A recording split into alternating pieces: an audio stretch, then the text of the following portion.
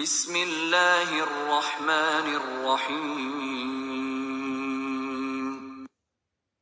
وَإِذْ نَجَّيْنَاكُمْ مِنْ آلِ فِرْعَوْنَ يَسُومُونَكُمْ سُوءَ الْعَذَابِ يُذَبِّحُونَ أَبْنَاءَكُمْ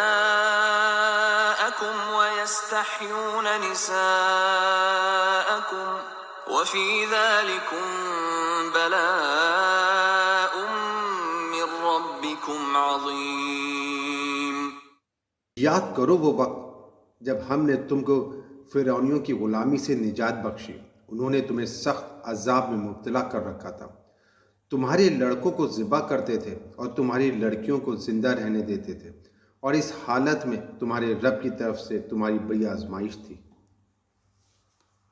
یہاں سے بعد کے کئی رکوع تک مسلسل جن واقعات کی طرف اشارہ کیے گئے ہیں وہ سب بنی اسرائیل کی تاریخ کے مشہور ترین واقعات ہیں، جنہیں اس قوم کا بچہ بچہ جانتا تھا۔ اسی لیے تفصیل بیان کرنے کے بجائے ایک ایک واقعے کی طرف مختصر اشارہ کیا گیا ہے۔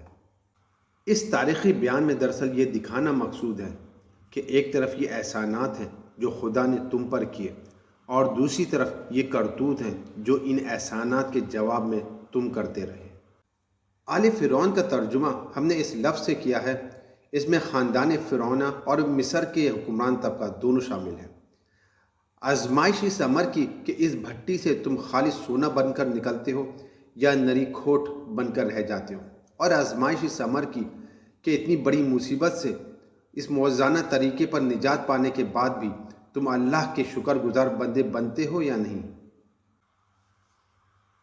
And recall when we saved your forefathers from the people of Pharaoh, who afflicted you with the worst torment, slaughtering your newborn sons and keeping your females alive.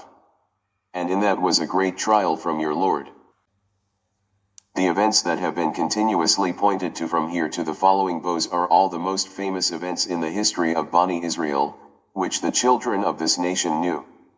That is why, instead of describing the details, one incident has been briefly pointed out. In this historical account, it is actually intended to show that on the one hand, there are these and these favors that God bestowed on you, and on the other hand, there are these and these deeds that you continue to do in response to these favors. We have translated al-Fir'aun with this word. This includes both the pharaonic dynasty and the ruling class of Egypt. The test is whether you come out of this furnace as pure gold or remain as pure alloy. And the test is that even after being saved from such a great trouble in this miraculous way, do you become grateful servants of Allah or not?